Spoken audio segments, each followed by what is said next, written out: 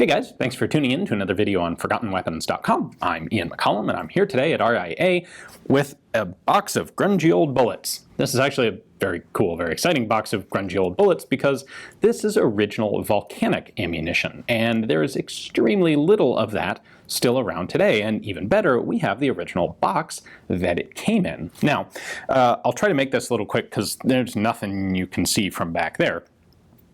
Short version is there are two different cartridges that the Volcanic was chambered for. One was a 31 caliber and one was a 41 caliber. 31 was Cartridge No.1, 41 was Cartridge No.2, and Cartridge No.2 is what we have here. Ballistically, this was a 100 grain projectile with a 6.5 grain charge of black powder, which is pathetically tiny. This generated out of a volcanic pistol a muzzle velocity of approximately 260 feet per second, which is going to be, off the top of my head, something like 80 meters per second. This is extremely underpowered ammunition, which would be one of its primary faults. However, one of the things that makes it very cool is it is completely self-contained ammunition. This came before the successful development of the metallic cartridge case, where you could use a material like brass that would expand upon firing, seal all the gas pressure in the back end of the gun, force it to only propel the bullet forward, and then retract down at least partially towards its original size so that it could be easily removed from the chamber. That's what brass does. It obturates the back of the gun, and it does a great job at it. But before people had developed that technology, well, what are you going to do? This is one of your options for having what is in effect a cartridge. There's nothing else to it. You take that and you put it in the gun and you fire it and boom, it works. In fact, it is a caseless cartridge. There is nothing else, there's nothing left after you fire that you have to pull out of the gun. So let me show you exactly what this looks like, because this is actually the first time I've laid eyes on real volcanic ammo. You think that cool extra large, like 250 round value pack of ammunition they sell today is some new idea? Yeah, not so much. Volcanic ammunition was sold in boxes of 200 rounds. Interestingly, it was sold in tin boxes. I don't know if you can actually hear that, but this particular one, the label has been preserved with a piece of plexiglass on top, which is a really good idea, as that's the sort of thing that isn't likely to survive over a long period of time. You can see the label there. It says the ammunition should be kept in a box and well greased. If, for some reason, it fails to fire, you should carefully push it back with a rod, a cleaning rod or a stick, leaving the bolt down. So there was no extractor in the Volcanic because this is caseless ammunition, and after you fire there's nothing to extract. So if you had a misfire, you couldn't just open the bolt and pull the cartridge out. You had to open it and then use a rod to push it back, or leave the bolt closed, use a rod to push the cartridge firmly down onto the bolt, and then try firing it a second time. This does also suggest that dry firing a Volcanic could potentially damage the firing pin. Good to know, if you have a Volcanic, don't dry fire it. So, one last thing, you'll notice this is patented 1854. Until 1855, they used cork in these. After 1855, and this is a post-1855 box, after 1856, they transitioned to using a brass disc in the bottom. So the way this stuff works is you have obviously a bullet here.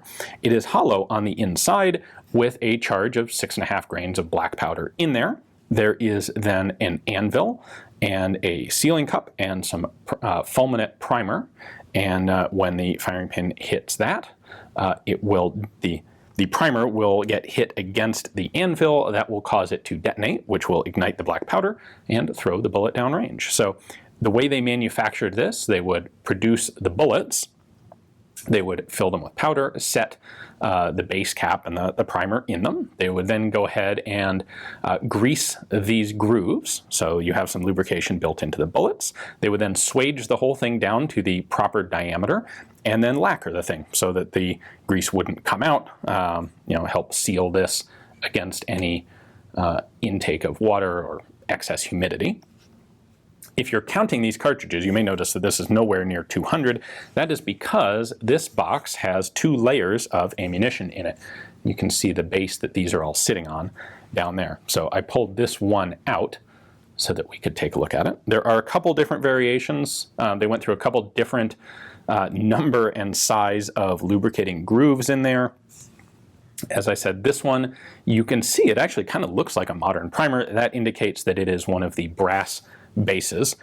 If it was one of the cork-based cartridges, it would be solid.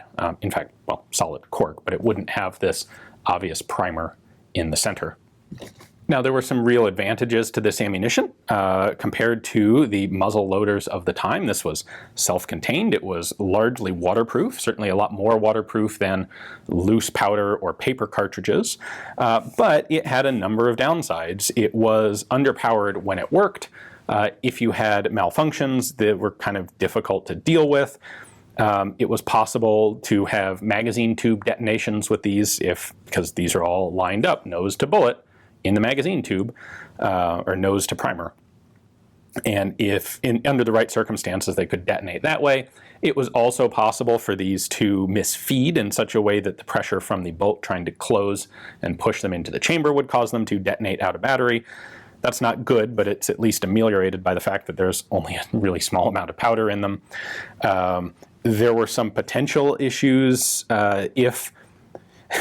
because the inside is hollow, it would occasionally happen that the front of the bullet would separate from the base, kind of the equivalent of a separated case head today, and you'd get the bullet tip flying downrange, but you were left with this ring of lead stuck in the chamber, and you'd have to figure out how to get that out before you could fire again. It was far from a perfect system, and for that reason, of course, the Volcanic wouldn't be a long-term successful design.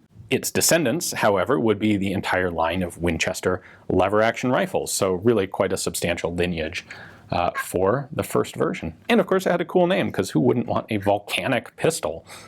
Like, seriously. These cartridges were almost certainly made by a company called Crittenden and Tibbals in South Coventry.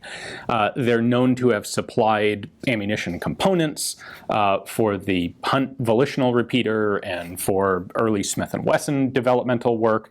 No one has found a box of these cartridges that actually says Crittenden and Tibbals on it, because they were all remarked by resellers or by Volcanic or New Haven Arms Company. But there's very little doubt that that's who actually made these.